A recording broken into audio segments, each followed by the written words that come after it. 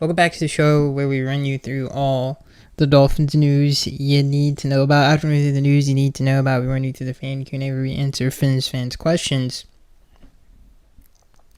Great week to be a Dolphins fan. Finally, some positive, and we have some positive injury news, Things are starting to point up, which is great. So we'll get through this first.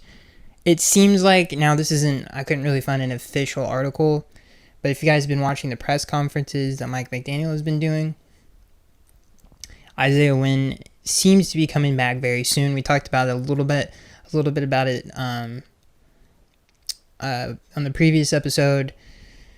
Honestly, I thought the guards played way better against the Raiders. There was a couple of moments, but for the most part, especially in pass protection, I thought they played a lot better. So that's good. But Isaiah Wynn seems like he's coming back really soon. He practiced a full week, and that would be a huge upgrade for the game against the Patriots and just for the rest of the season. It's going to really help in the run game. It's going to really help in the pass game as well. So, yeah, that's going to be a huge addition to the team.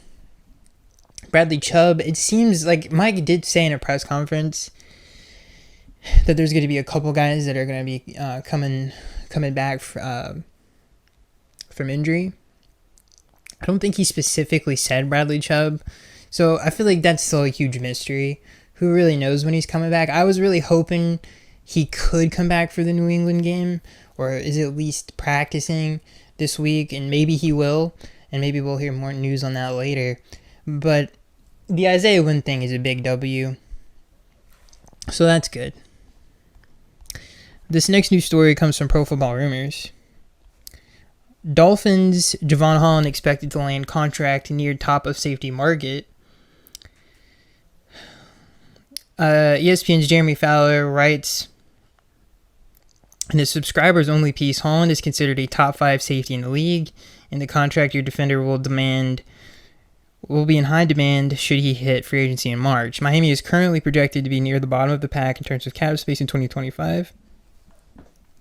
So it's unclear if the club will have the wherewithal to keep him off the market. It's going to be interesting. Well, they better be able to keep him. I don't know why I'm sure they can figure it out cap-wise. If you look at some of the decisions this franchise has made in terms of extending players, the only one where I'm like, well, dang, if, we extend Ramsey, we extend Hill, which I have no problem with that. But it's like, okay, maybe to extend Holland first before we extend Jalen Ramsey. So I hope this doesn't turn into a disaster and he leaves. He's a great player. I doubt it, though. I have a good feeling about this one. They did let it go on a little bit too long. They could have probably gotten this deal done a lot earlier.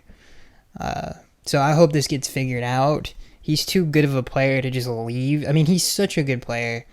And yeah, I know his turnovers aren't very high. But there's really no safety in the NFL that I would rather have in man coverage. Honestly, Javon Holland, I think, is by far the best man coverage safety.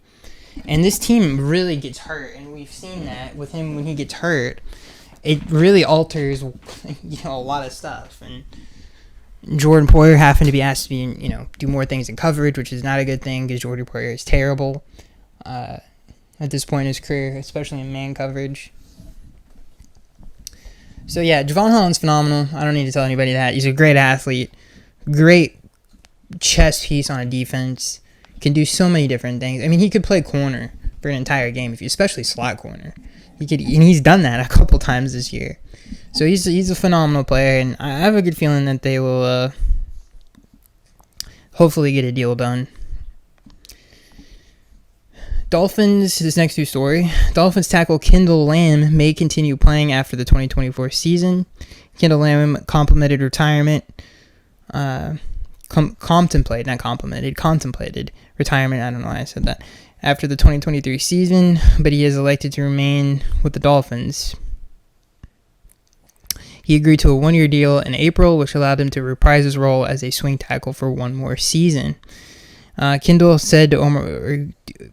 Lamb told Omar Kelly, quote, "When I said that in 2024 would be my last year, my grandfather had just passed. I wanted to spend more time with my family, but if we get towards the end of the year and I feel good, we'll keep it going." He's been phenomenal. He's probably the best. I can't really think of a better backup tackle in the NFL. He plays at a very high level. He had to buck Max Crosby a lot on Sunday, and he did a very good job. I was worried about the run game. I don't think it definitely wasn't affected at all in this game. Kendall's actually a pretty good athlete, so you don't really lose a lot with him if when he comes in and plays. So honestly, one of the better underrated Dolphins, because that's a tough thing to do. Just to come in and play like that is really tough. So yeah, I hope he comes back, and I hope he's a Miami Dolphin. He's a great player. He hasn't slowed down at all. He's not even that old. I mean, he could start for a lot of teams in the NFL at tackle, and he would be very good. So, yeah, he's a great player. Hopefully we can re-sign him. I wouldn't be surprised if his market was pretty big, because tackles are very difficult to find. He's 32 years old. I didn't realize he was so old. I thought he was younger than that. But yeah, he's been awesome. He's been awesome since he's been a Dolphin. I think that's it for the news. I think we covered it pretty much. Covered it all. I don't think. Obviously, the Chiefs lost. If you care, well, I'm sure everybody cares about the undefeated record. Yeah, seems like Jalen Ramsey is okay. Obviously, he played in the game, dealt with a knee injury that he suffered in practice. He seems to be doing just fine. So let's get into the game. The Dolphins win 34-19 against the Las Vegas Raiders, which this game was, the Dolphins didn't punt once. They scored on every drive that they had the ball. They looked really good. I think, and fan base is going to, it literally gives me a migraine because they just, I don't know what's wrong with people, honestly. Like, they see something, they react to it. They never process it. Whatever the end result is how they criticize something, not how they got there.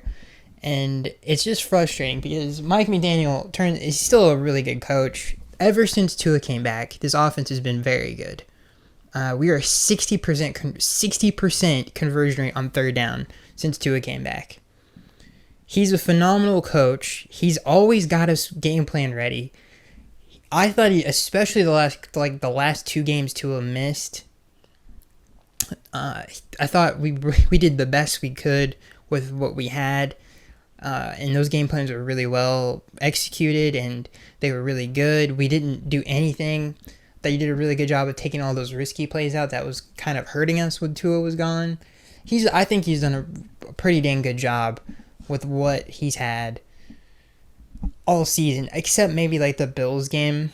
That was probably his worst. And then he completely, and you can see he doesn't make the same mistake twice. Just look at the first Bills game, then look at the second Bills game. So he's a great coach. So yeah, the offense popped off. Jonnu Smith looked phenomenal. He's been everything. He's lived up to the hype and more. He's been really good. It was a phenomenal free agent signing. Aaron Brewer is another great signing. He's really good. And I love the way he plays the game. He's just so physical. He's really helped out the run game in a lot of ways. I think we're a more physical football team. I think we're a little, and I've said this before, but I think we're more all around, I think, a better team offensively because we can go on some of those long drives. I think we're more physical than we were a year ago, especially on defense. It's not even close. Offense, I think, definitely.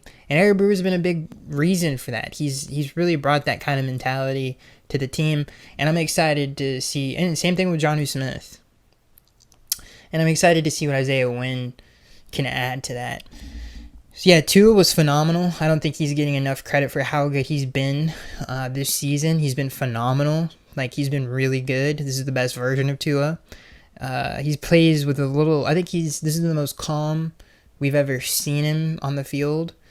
And everybody's been bringing up how he's been making plays with his legs this season. Obviously, that was a point of emphasis coming into the year. He's achieved that. He's made so many big plays off schedule the last 2 weeks. So many big plays in big moments. I mean, we were 3rd and goal from the 9. Scrambles, finds Tyreek. Obviously, last week against the Rams. Scrambles on a 3rd and 19 and converts it to Raheem Mostert. So many big third downs in this game. The throw he had to Tyreek Hill on that in cut was phenomenal. Obviously, the Jonnu Smith scramble play. The Jonnu Smith corner out. The same thing last week to Malik Washington. That ball was perfectly thrown.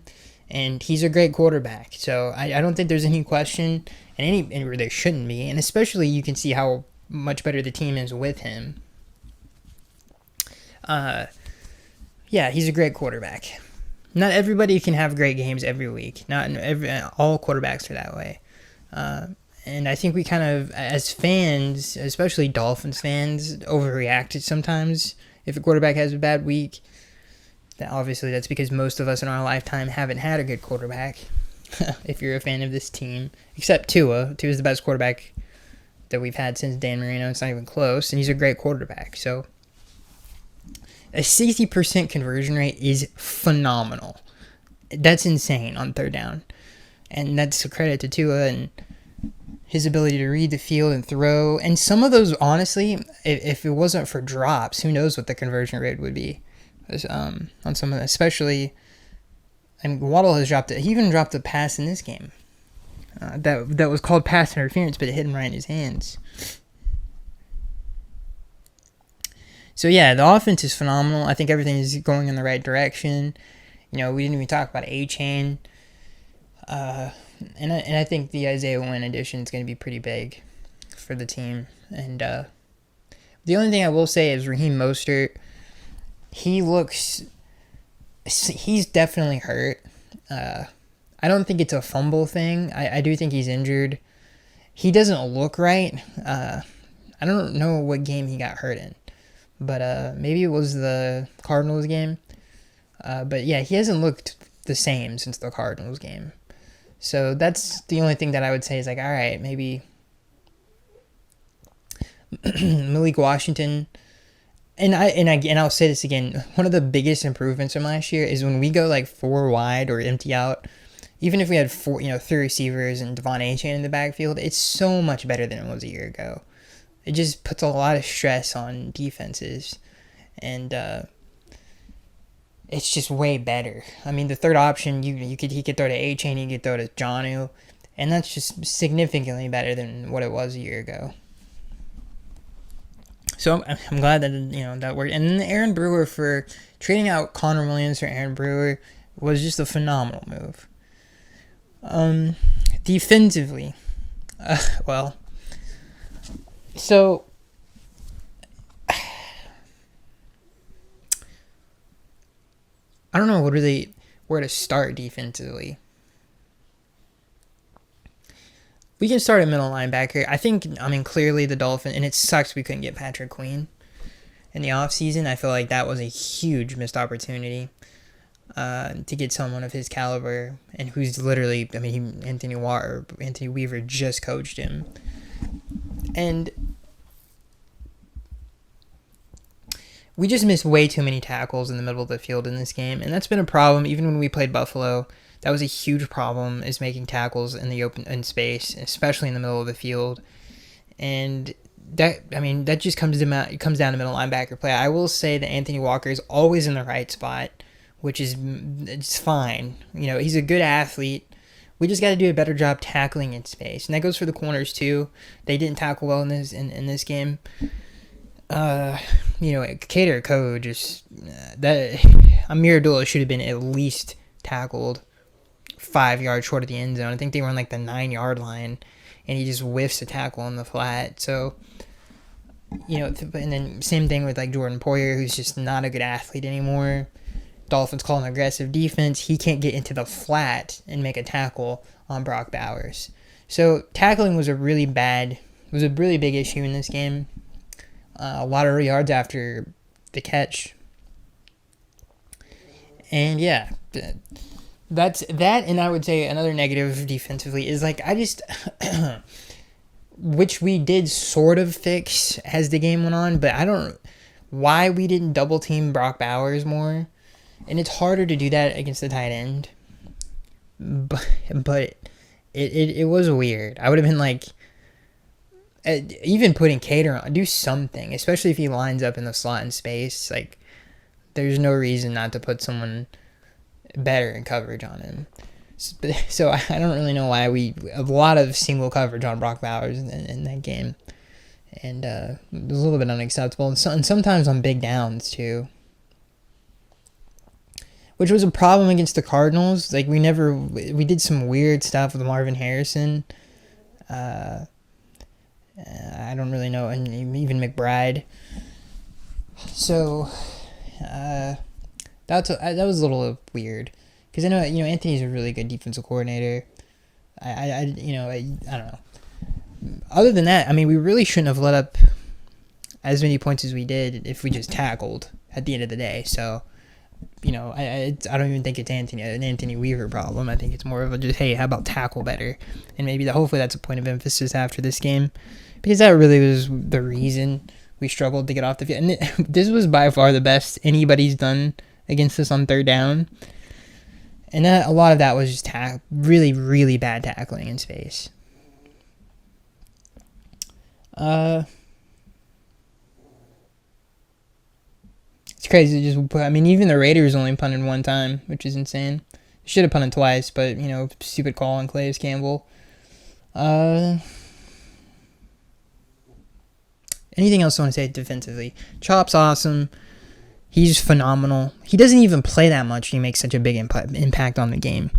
Every third down, he has to be one of the league leaders in holding calls not called, for real. He's been so good at what they've asked him to do, and hopefully one day he can become a better 3-down player, because he is not a big guy, and I hope that day comes next year. But he's such a good pass rusher. And I think he had like 5 pressures. And again, he only really plays on third down. He's made such a big impact. Obviously, 2 sacks out of the 3 weeks. Should have had another one if he wasn't horse-collared on one of those rushes. So he's awesome. Cater's actually had a pretty decent season by his standards. I think he's been pretty good in the slot. Even though he obviously made a bonehead play and missed the tackle. Really bad play on his part. And he's been pretty good in the open field on tackling. He's always been a pretty physical, hard-nosed corner. Jalen was great. Storm Duck continues to be phenomenal. I forgot to mention him. He's great. I would like to go back. I don't know if Storm got hurt, but they did end up putting Cam Smith back into the game. And I thought I was a little bit confused about that. I was like, what happened? I don't really know what that was about. But he's been obviously outplaying him. What did I want to say? Anything else defensively? Benito Jones had a really good game in this game. Stopping the run and making a difference in the backfield. Zach Sealer's great. Calais Campbell's phenomenal. The defense, and it sucks because, people have brought this up, but it's like, this is like a no-duh thing. But just imagine if we had Bradley and Jalen healthy. How much greater. This pass rush would just be fun, like disgusting, dude. Just filthy pass rush. And did Christian Wilkins play against us in that game? I don't think he did. I just completely blamed on that. I don't know if he missed or not. But yeah, our interior offensive line did such a good job. I didn't even hear about Christian Wilkins in that game. He literally did nothing. If he was in that game, I just completely forgot about that. I think those are the only, the big problems defensively is just tackling in space and the middle linebackers. We just need them to play a little bit better when it comes to that.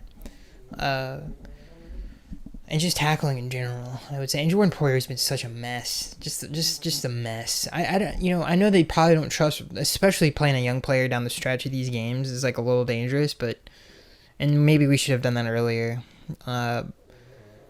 But that's been a problem for many years. Is like even though Deshaun Elliott's having a good season in Pittsburgh, he did not have a good season last year with us, especially when he was the number one safety and Javon Holland missed all those games. He was awful.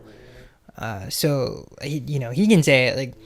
So we just have had bad luck with who plays opposite safety, other than Brandon Jones, who's in Denver having a great season. Like that was a huge mistake by the team and the franchise. We should not have they did pay him a good amount, but we could have easily matched that. I mean, the Broncos didn't have cap space either, so that was a mistake. But offensively, we're I think more dangerous this season, especially with the offensive line getting healthier down the stretch. And other than Austin Jackson being injured, but getting Isaiah Wynn in the interior, I think which was where the weaker players were, is a huge upgrade, and I'm excited about that. And like I said, they're just there's way more options on some of these passing plays than there have been since Tua's been a Dolphin. Like, he just has more options to throw the football to, and he's been great. As this pug is just snoring. So yeah, the team's playing a lot better. I wish we would have tackled, and maybe it was I don't want to say effort thing. At least I hope it. I don't think it was that, but we just got to tackle better as a defense, and we tackled great against the Rams. I mean, we played phenomenal against the Rams. So I just hope it's not a contagious thing, and we can kind of clean that up in the next game. But that was a huge issue against the Raiders. So yeah, the team's looking a lot better, and thank God. And Tua has just been great this year. He really has. 60% on third down is just insane. So that is it, and I hope all the Mike McDaniel hate has stopped. And at least I hope so. I mean, it's so crazy. He's the best coach of anyone under the age of 25 or 20, who's 26. As long as Tua's been alive, if he's the best coach since, I guess you could submit Jimmy for sure. Back-to-back playoff appearance. Now he's never. No, I mean you can. I don't know. I guess you can make an argument for one. Because he hasn't made a playoff game. I don't know. I think he's the best one since Jimmy. I feel like this team has an identity, and I think he's well prepared, at least in my opinion. Weinstead, I don't know why I can't remember his name. Dave. Obviously, the last time we won a playoff game was beating Peyton Manning and the Colts at home. But even I don't know. I still feel like Mike's the best one since any of them. I mean, we haven't won 11. We hadn't won 11 games since 2008, and he obviously did that. So, and these back-to-back playoff appearances as well. So that's it. Team's looking great. Waddle has to play better too. Like he's been a little bit off this season, for whatever reason. He was open a couple times though, in this game for big plays, but there were just other people that were open that got hit. So hopefully we can kind of see him make some big plays down the stretch of this year too. Because I mean he's had opportunities for sure. And if we can continue to get ahead in these games, and everybody's talking about, everybody plays this in 2 deep looks. Well, if we put pressure on the other football team that they have to make a play defensively, then more big plays will happen, because you can't do someone's gonna blitz. You have to if you want to get the football back. And since we're more balanced, that's gonna help out too. So I think that the biggest cure to those issues is get ahead in a game, and again, clearly I think we've done better because we're better at longer drives and running the football, and we have more people to throw to, so our matchups are easier to win because it's not just 2 people. We match up well with teams. We can put you in, you can't. A lot of teams can't go 4 deep in coverage. We have 4 people who can cover at a high level. A lot of teams can't say that, so that's improved. But I think bigger, and everybody's been complaining, at least commentating. I don't know if Dolphins fans are, but where's the 60-yard touchdowns all the time? Those things will fix themselves if you get ahead in games and put more pressure on some of these defensive coordinators to make plays. So that's it. Hope you guys enjoyed, and I'll see you guys in the next one.